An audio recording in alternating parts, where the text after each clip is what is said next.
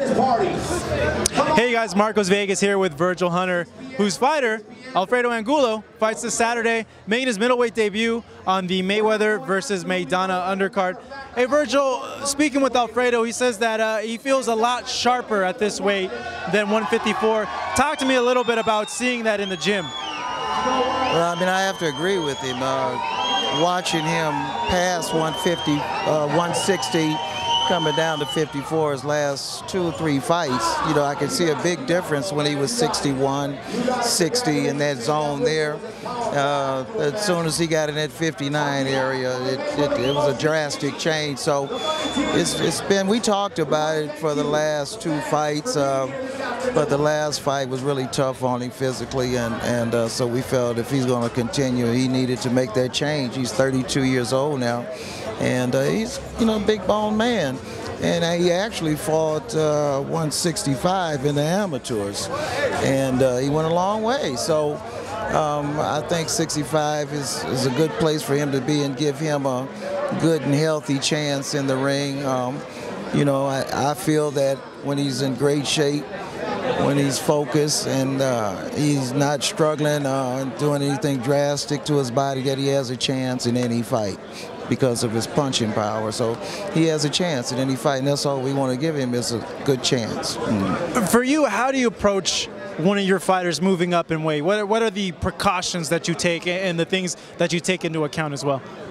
Well, you know, again, observing him in the gym, you know, as he gets closer to a fight, and you know, you're checking his weight every day, and you're seeing sparring sessions where he's sparring at 165, he's 166, and you know, you like what you see. So then you see him go below that, and then you begin to see different aspects of staleness. So you know, at that point it starts coming on your mind, and then again the age, you know. And one thing about him, when he's focused and he does everything right, from the diet to the resting and things, and the weight don't budge, then you know it's time to make a move.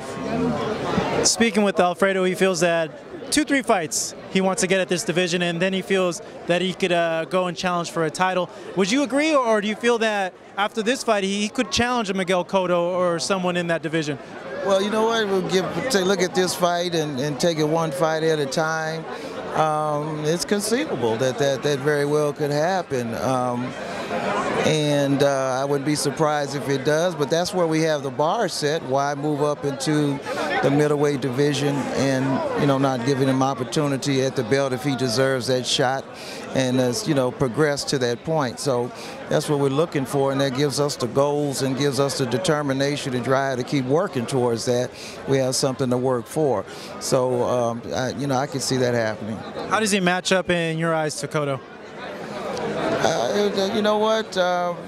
Listen, he would be giving up a lot of things, but he would also have some advantages. So, you know, it would just depend on, you know, what kind of plan we would have and how we would go about doing it. But I mean, if you look at it on paper, Cotto has a lot of advantages on him: speed, you know, pedigree, and things like that. But like I said, when Alfredo is all the way right, he's dangerous at any fight, and that's all we need from him, to be dangerous at any fight, legitimately dangerous. So I give him a chance.